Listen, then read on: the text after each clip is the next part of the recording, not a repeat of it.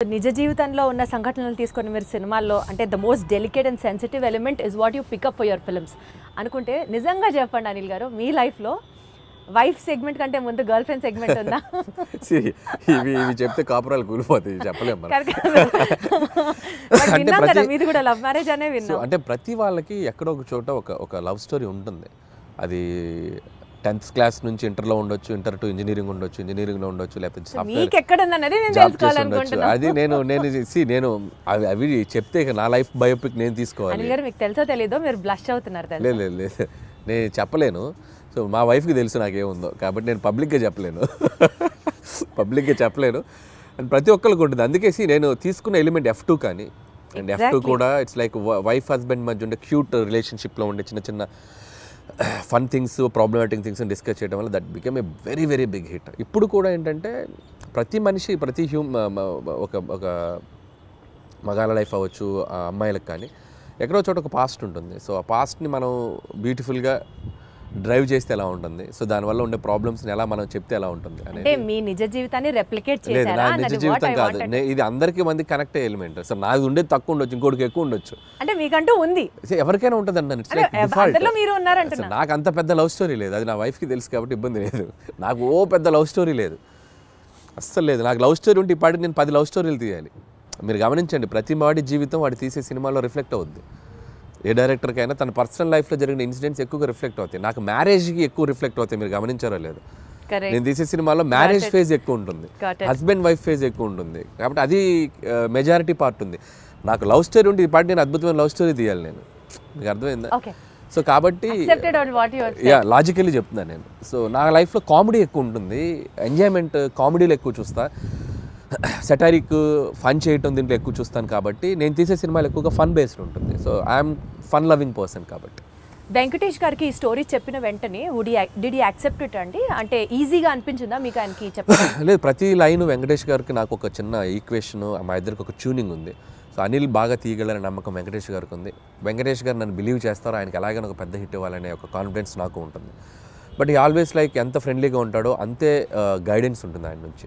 So ఎక్కడ కూడా script ఎటువైపు వెళ్తున్నా కూడా అనిల్ అది చూసుకోమ్మా ఇది చేయి అది చేయి అని చెప్పి గైడెన్స్ బాగా చేస్తారు ఆయన. అలా అని వచ్చి నన్ను ఇన్సిస్ట్ చేయరు, ఇది పెట్టు అని ఇన్సిస్ట్ చేయరు. ఆ గైడెన్స్ ఎప్పుడు సీనియర్ యాక్టర్స్ బాలయ్యబాబు గారిని, వెంకటేష్ గారు కానీ, సో వాళ్ళ గైడెన్స్ అనేది ఇన్ని సినిమాలు చేశారు కాబట్టి వాళ్ళు చూడని స్క్రిప్ట్స్ కాదు, వాళ్ళు చూడని బ్లాక్ బస్టర్స్ కాదు.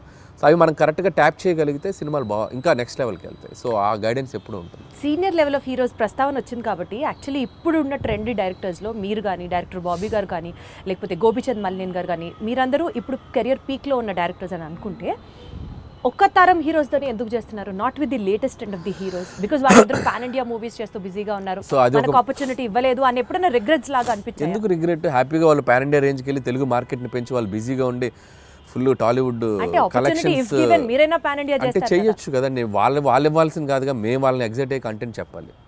వైస్ వర్సా, స్టార్స్ వచ్చి మాకు ఇచ్చేది ఏంటి ఆపర్చునిటీ? మేము వెళ్ళి వాళ్ళని ఎగ్జైట్ చేయాలి. అదే అలా పోనీ జరగాలంటే మేము వెళ్ళి ఎఫర్ట్స్ పెట్టి ఒక కథ, ఇప్పుడు స్కేల్ పెరిగింది, స్పాన్ పెరిగింది.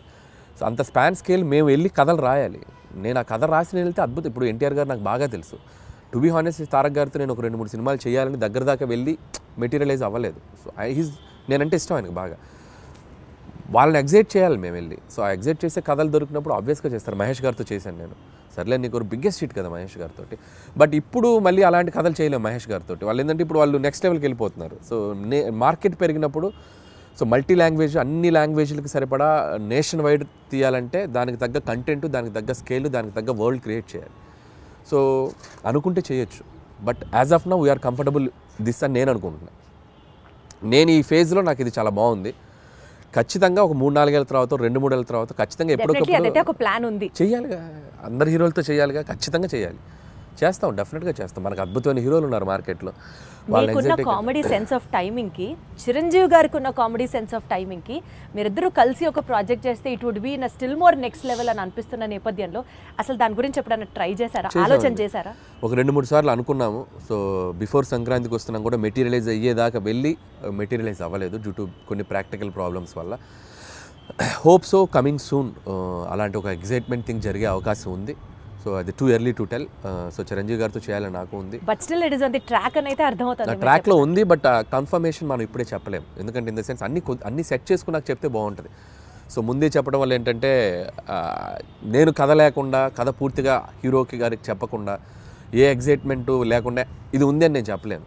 ఇద్దరు ఎగ్జైట్మెంట్లు అనౌన్స్ చేసామనుకోండి, కిక్ వేరు. సో అందుకని అది అంతా మెటీరియలైజ్ అయ్యాక చెప్తే బాగుంటుంది. Still we are in its very beginning స్టేజ్లో ఉంది. సో మీరు అన్నట్టు చిరంజీవి గారితో నేను అనేది చేయాలి అనుకున్న ఇది మాత్రం ఖచ్చితంగా డెఫినెట్గా మా ఇద్దరికి ఒక ఎంటర్టైన్మెంట్, ఆయనకి ఏం చేస్తే బాగుంటుందనే ఐడియా నాకుంది. అలాగే చిరంజీవి గారితో ఏం చేయాలి అనేది కూడా ఒక క్లియర్ పిక్చర్ ఉంది. సో డెఫినెట్గా ఇట్ విల్ బి లైక్ మీకంటూ ఫోకస్ ఆ విజన్ ఉంది కాబట్టి డెఫినెట్లీ అది ఎగ్జిక్యూట్ అవుతుంది వెరీ సూన్. ఈ సినిమా ప్రమోషన్స్ గురించి మాట్లాడితే అంతా యూనిక్గా, చాలా డిఫరెంట్గా ప్లాన్ చేయడం వాజ్ యువర్ చాయిస్ అండి, your idea, in fact your creative part. Especially Venkatesh గారు నేను పాట పాడతాను అన్నది ఎవ్రీ ఫిలిం అంటే ఎపిక్. అది నేను ఇప్పుడు కాదు, ఎవ్రీ ఫిలిం ఆల్మోస్ట్ F3 ముందు నుంచి కూడా, సరిలేరు టైం నుంచి అని చెప్పలేను కానీ F3 దగ్గర నుంచి కూడా భగవంత్ కేసరికి కూడా కొన్ని రీల్స్ చేశాను అమ్మాయిలతోటి, శ్రీలీల కాజల్తో కూడా చేశాను. బట్ ఈ సినిమాకి ఎక్స్ట్రీమ్ చేసాం. అంటే ఈ సినిమాకి క్రియేటివ్ పార్ట్ అంతా మీదేనా ఐడియా? లేదు, టీం ఉంది. I have a team. So digital team ఉన్నారు, వంశీ శేఖర్ అండ్ మనోజ్ టీం ఉన్నారు. బట్ నేను ఎక్కువ పార్టిసిపేట్ చేస్తాను. వాళ్ళు చేసిన దాంట్లో అవి ఇన్స్టెంట్గా నేను క్రియేట్ చేసుకున్నాను. వెంకీ గారు నేను అనుకున్న చేసినవి కొన్ని ఐడియాస్. వాళ్ళు ఏంటంటే నేను ఐడియాస్ చెప్పాక వాళ్ళు డెవలప్ చేస్తారు, వాళ్ళ దగ్గర ఏదంటే నేను ఇంకా బాగా డెవలప్ చేస్తాను. It's like mutual. But most of the time ఏంటంటే నేను ఎక్కువ ఇన్వాల్వ్ అయ్యి వాళ్ళని ఎంకరేజ్ చేస్తూ ఉంటాను. ఇలా చేసుకొని రండి, ఇలా అనుకోండి, ఇలా చేయండి. వాళ్ళు అంతే, అబ్బా అన్న సూపర్ అన్న, ఇది అదిరిపోయిందని ఇచ్చేద్దాం అని చెప్పి. లైక్ ఇప్పుడు క్యాప్టెన్ ఉంటే ఎలా ఉంటుంది టీంలో, ప్లేయర్స్కి క్యాప్టెన్ ఒక ఎలా ఉంటుంది, అలా క్యాప్టెన్గా నేను వాళ్ళని మోటివేషన్ కానీ వాళ్ళని డ్రైవ్ చేయడం కానీ బాగా చేస్తుంటాను. కాబట్టి వాళ్ళు ఇంకా ఎక్కువ బాగా కష్టపడి పని చేస్తారు.